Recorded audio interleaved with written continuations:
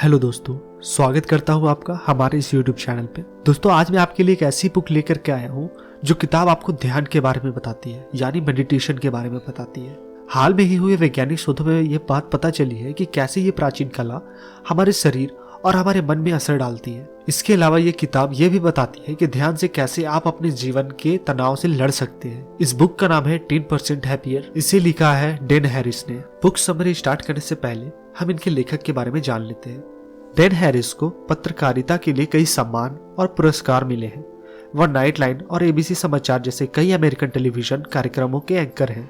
उन्होंने अफगानिस्तान और इराक युद्धों के साथ साथ दुनिया भर से रिपोर्टिंग की है। दोस्तों, ये तो बात हो गई हमारे लेखक के ऊपर। अब हम जान लेते हैं ये सबक किन किन लोगों के लिए है। दोस्तों, यह सबक, यह बुक, अगर आपको ध्यान के बारे में कोई उलझन है, या आप ये जानना चाहते हैं कि यह कैसे काम करता है, या अगर आप जीवन में संतुष्ट हो लेकिन और खुशी चाहते हो, अगर आप तनाव से जूझ रहे हो और उससे आजादी चाहते हो, तो ये बुक समरी आपके लिए है। आप इस पूरी बुक समरी को पूरा सुने। दोस्तों, क्या आपने कभी क्रोध में आकर अपना आपा खोया है? क्या आपने कभी क्रोध में ऐसा निर्णय लिया है जिससे आपको बाद में पछतावा हुआ हो? या कभी आपने अपने अच्छे दिन को बर्बाद कर दिया हो क्योंकि आप नाराज हो गए थे? क्या आप अपनी भावनाओं को काबू करना चाहते हैं? अगर ये सभी सवाल का जवाब हाँ है, तो ये ऑडियो बुक आपके लिए है। ये ऑडियो बुक आपकी जिंदगी बदलने वाला है। ये बुक आपको सिखाएगी कि ध्यान से अपनी भावनाओं को कैसे काबू किया जाता है। ध्यान शारीरिक रूप से और मानसिक रूप से खुद को फिट करने का एक पुराना तरीका है। तो आइए हम आगे बढ़े और इसके बारे में सीखें। 10% happier Hindi audio book summary. Topic 1, आप जो भी करते हैं इसके लिए ईगो जिम्मेदार है। दोस्तों, हम अक्सर अपने जीवन में शब्द अहंकार यानी ईगो को सुनते हैं। आइए देखें कि हम अपने रोज की जिंदगी में ईगो को कैसे देखते हैं। कुछ लोगों के हिसाब से ईगो गर्व का स्रोत है, जबकि दूसरों लोगों को लगता है कि यह आत्म प्रेम या स्वार्थ है। लोग सोचते हैं कि यह खुद से सेवा करना और दूसरों के बारे में परवाह न करने की आदत है, और वे इसे कमी मानते हैं। मनोवैज्ञानिक तौर पर ईगो हमारी नैतिकता और इच्छाओं के बीच की एक कड़ी है, लेकिन ईगो की यह परिभाषा अभी भी दिल से दूर है। हम इसे गर्व या आत्म प्रेम कह सकते हैं, लेकिन हम यह नहीं बता सकते कि हमारे दिमाग के साथ क्या होता है जब हम अपने काबू में नहीं होते हैं। जैसे हम भूखे नहीं होते हैं, फिर भी हम फ्रिज खोलते हैं। आपका ईगो आपके अंदर की आवाज है। यह वो है जो आपके कार्यों पर पूरे दिन नजर रखता है और आपको बताता है कि क्या करना है और क्या नहीं करना है। यह आपका विचार नहीं है, लेकिन यह आपके विचारों को प्रकट करता है। उदाहरण के लिए, आपको लगता है कि आप अधिक व्यायाम कर सकते हैं, लेकिन एक आवाज आती है, मैं बहुत थका हुआ हूँ। यह आवाज ईगो है। आप जो भी करते हैं उसके लिए ईगो जिम्मेदार है। आप अपने ईगो को काबू करने के लिए बहुत सारे कदम उठा सकते हैं, और ऐसा करके आप अपने जीवन को खुश और स्वस्थ बना सकते हैं। टॉपिक 2, ईगो एक अनंत भूख है। यह कभी भी मिट नहीं सकती। आपके ईगो को हमेशा कुछ चाहिए। यह कभी भी संतुष्ट और खुश नहीं होगा। जब ईगो को हम किसी नई चीज से संतुष्ट करते हैं, तो इसे फिर एक और चीज की ख्वाहिश होने लगती है। इसे कोई फर्क नहीं पड़ता कि आपके पास कितने नई कार या गैजेट हैं, आपको हमेशा एक नया चाहिए होगा।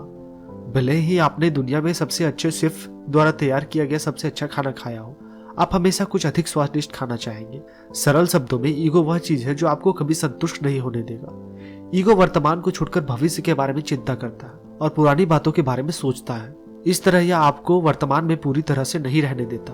पुरानी यादों में रहने से ईगो को प्यार है। यह ऐसी चीज है जो आपके पुराने घाव को हरा कर देती है। आपका ईगो दूसरों की संपत्ति और सामाजिक स्थिति की तुलना आपकी संपत्ति और सामाजिक स्थिति से करता है। भले ही आप बहुत धनी और स्मार्ट क्यों ना हो, आपका ईगो आपसे ज्यादा बेहतर किसी को खोज लेगा। आपका ईगो आपको बेहतर बनने के लिए उकसाएगा, लेकिन और बेहतर होने के बाद क्या आप संतुष्ट होंगे? नहीं। ईगो पूरी तरह से खुश नहीं हो सकता। जैसे कि हम देखते हैं कि सबसे अमीर, प्रसिद्ध और भाग्यशाली लोग आत्महत्या कर लेते हैं। वे ड्रग के आदी हो जाते हैं और वे अपने जीवन को बर्बाद कर देते हैं। ऐसा इसलिए क्योंकि उनका ईगो उन्हें अधिक बेहतर बनने के लिए धक्का देते रहे। जब वे ऐसा करने में नाकाम हो जाते हैं, तो वे आत्महत्या करते हैं और ड्रग्स के आदी हो जाते हैं। टॉपिक 3, हम अपने ईगो को अपने और दूसरे के प्रति दयालु होकर नियंत्रित कर सकते हैं। दोस्तों, ज्ञान हमें अपने आसपास हो रही घटनाओं का जवाब गुस्से के बजाय शांति से देने की कला सिखाती है। ध्यान हमें हमारे दयालुता और जिम्मेदारियों को बढ़ाने में मदद करता है। इस प्रकार यह हमें वर्तमान में रहने और तनाव देने वाले को अनदेखा करने की मदद करता है। जैसे कि एक दिन एक दोस्त ने लेखक को कहा कि वह कभी सफल नहीं होंगे। उन्होंने इसका सही तरीके से जवाब दिया। वे नाराज नहीं हुए। उन्होंने अपने बॉस से पूछा कि वह अपने काम को कैसे सुधार सकते हैं। ध्यान और दयालुता हमारे दिमाग पर असर डालती है। हार्वर्ड में एक अध्ययन में पाया गया कि जिन लोगों ने 8 हफ्ते तक ध्यान का अभ्यास किया, उनके दिमाग में कुछ हिस्से में एक मोटी सफेद सी चादर पाई गई। दिमाग का ये भाग खुद के बारे में चेतना और दयालुता से संबंधित था। इसके अलावा ध्यान ने तनाव से जुड़े दिमाग के हिस्सों को सिकोड़ दिया। एक और अध्ययन में ये पाया गया कि जो लोग ध्यान करते थे वे दूसरों लोगों के साथ ज्यादा समय बिताते थे और अधिक हंसते थे। इस तरह हम अपने और दूसरों के लिए दयालुता का उपयोग कर सकते हैं। दलाई लामा ने एक बार कहा था, एक बुद्धिमान स्वार्थी बने, एक बेवकूफ स्वार्थी नहीं। हमें अपने और दूसरों के प्रति दयालुता के व्यवहार को अनदेखा नहीं करना चाहिए। अपने प्रति करुणा में सुधार करने से हमें अपनी गलतियों को देखने में, इन्हें मानने में और खुद को माफ करने में मदद मिलती है। इस प्रकार यह हमें धूम्रपान छोड़ने और स्वस्थ भोजन खाना शुरू करने में मदद करती है। इसी तरह दूसरे के प्रति करुणा के सुधार करना हमें एक बेहतर व्यक्ति बनाता है। टॉपिक 4, अपने ईगो को काबू करते समय अपने आप को बहुत ज्यादा मत दबाइए। दोस्तों, अपनी जरूरतों को मत भूलिए। अपने ईगो को काबू करने का मतलब यह नहीं है कि आप अपनी खुद की जरूरतों के बारे में भूल जाएं। जैसे कि महिंद्रा नामक एक भारतीय शिक्षक थे जो ध्यान करना सिखाते थे।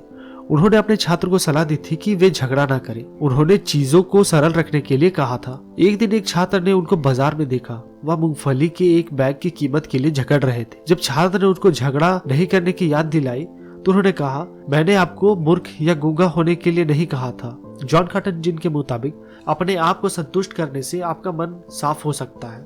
यह नए विचारों के लिए कुछ जगह बना सकता है। 10 दिन ध्यान करने के बाद लेखक के मन को शांति मिली। उनको अद्भुत विचार आने लगे और उन्होंने अपनी नोटबुक उन विचारों से भर दी। अपनी यात्रा के दौरान लेखक ने पाया कि वह अपने काम को और अच्छी तरह से कर पा रहे हैं। जब उनका मन शांत था, उन्होंने पाया कि सफलता के लिए तनाव और कंपटीशन की जरूरत नहीं है।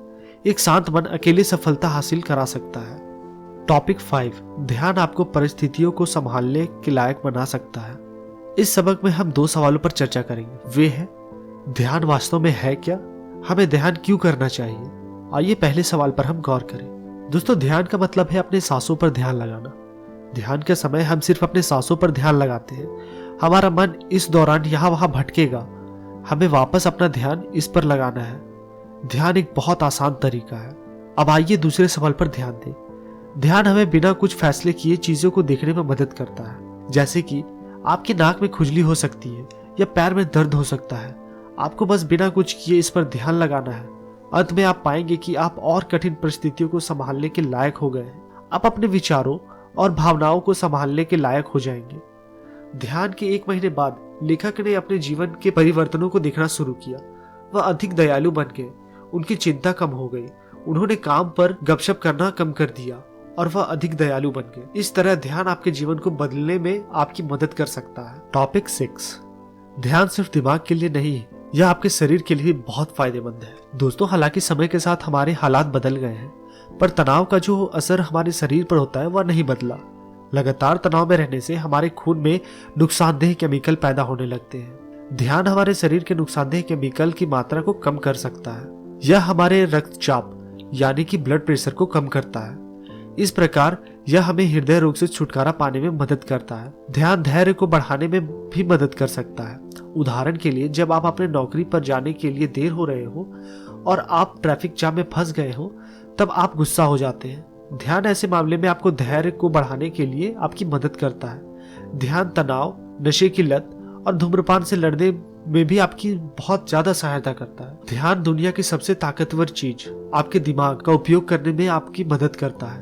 अपने दिमाग का उपयोग करके आप अपनी भावनाओं को काबू कर सकते हैं, अपने स्वास्थ्य को बेहतर बना सकते हैं और अपना कल्याण कर सकते हैं। लेकिन ध्यान एक बार में ही अपने गलती, विचारों और आदतों को छुटकारा पाने के लिए आपकी सहायता नहीं कर सकता। हालांकि यह आपको उन्हें काबू पाने में मदद कर सकता है। टॉपिक 7, ध्यान सब कुछ ठीक नहीं कर सकता, तो आपको अपनी नकारात्मक भावनाओं को काबू करने के लिए क्या करना चाहिए? तारा ब्रैच एक मनोचिकित्सक और एक बुद्ध शिक्षिका है। वह सलाह देती है कि आपको अपनी नकारात्मक भावनाओं को स्वीकार करना चाहिए। आप उन्हें स्वीकार करें। नकारात्मक भावनाएं समुद्र की लहर की तरह होती है। आपको उनमें डूबना नहीं है, बल्कि उसको पार करके निकलना है। इस तरह आप उनकी ताकत को कम कर सकते हैं। अपनी भावनाओं को काबू करने के कई तरीके हैं। तारा ब्रैच के अनुसार अपनी नकारात्मक भावनाओं से छुटकारा पाने के लिए 4 चरण है। पहला है, अपनी नकारात्मक भावनाओं को स्वीकार करें। दूसरा, अपने आप में मौजूद रहने दें। तीसरा, इससे हो रहे नुकसान को पहचानें। और चौथा, आखिर में इससे छुटकारा पाए। लेखक ने इन कदमों का इस्तेमाल तब किया जब वे अपने प्रमोशन के बारे में चिंतित थे। सबसे पहले उन्होंने खुद को याद दिलाया कि वे चिंतित हैं। फिर उन्होंने स्वीकार किया कि चिंतित होना ठीक है। फिर उन्होंने पाया कि यह उनको दुखी कर रहा था। आखिर में उन्होंने यह सोचकर खुद को उनसे छुटकारा दिलाया कि वे अपनी चिंताओं से बड़े हैं।